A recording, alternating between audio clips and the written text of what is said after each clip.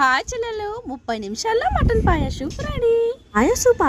పని ఎక్కువైపోతుంది. పని లేకుండా సింపుల్ గా అయిపోయే ప్రాసెస్ అయితే చెప్పు. మటన్ సూప్ కాబట్టి ఆనియన్స్ కొంచెం ఎక్కువగానే కావాలి. సో 2 పెద్ద సైజు ఉల్లిపాయలు, 2-3 పచ్చిమిర్చి, కొద్దిగా కరివేపాకు, ఇంట్లో రెడీ చేసి పెట్టుకున్న అల్లం వెల్లుల్లి పేస్ట్. కుక్కర్లో 2 స్పూన్స్ ఆయిల్ అయితే యాడ్ చేసుకుని ఆనియన్స్, పచ్చిమిర్చి, కరివేపాకుని యాడ్ చేసుకుని గోల్డెన్ బ్రౌన్ కలర్ వచ్చేంత వరకు బాగా కలిపేసుకున్న తర్వాత ఆనియన్స్ మెత్తబడడం కోసం 2 స్పూన్స్ రాక్ సాల్ట్, 2 స్పూన్స్ కారాన్ని కూడా యాడ్ చేసుకుని ఒకసారి బాగా మిక్స్ చేసుకున్న తర్వాత మనం ఆల్రెడీ నీట్ గా వాష్ చేసి పెట్టుకున్న మటన్ కాళ్ళను కూడా ఇందులో యాడ్ చేసేసుకోవాలన్నమాట. బాగా మిక్స్ చేసుకుని పచ్చివాసన అనేది లేకుండా ఆయిల్లో 2 మినిట్స్ పాటు ఫ్రై అవ్వనివ్వాలి. ఫ్రై అయినిచ్చిన తర్వాత 3 గ్లాసుల వాటర్ని అయితే యాడ్ చేసుకుంటున్నానండి. తర్వాత ఈ మసాలాను కూడా పేస్ట్ చేసి పెట్టుకోవాలి. మటన్ పాయ సూప్లా రావాలనుకుంటే వాటర్ అనేది ఎక్కువగా యాడ్ చేసుకుని 12 విజిల్స్ వరకు వేసుకున్నాం అనమాట. అప్పుడు జ్యూసీగా చాలా బాగుంటుందండి పాయ.